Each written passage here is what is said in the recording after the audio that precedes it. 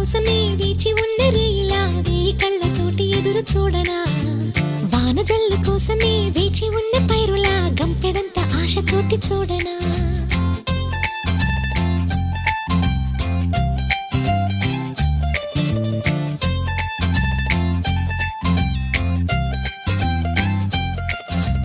జోల పాట కోసం ఉయ్యాలలోన చంటి పాపలాగా కోడి కూత కోసం తెల్లారు జాము పల్లెటూరిలాగా ఆగనే లేనుగా చెప్పవా నేరుగా గుండెలో ఉన్న మాట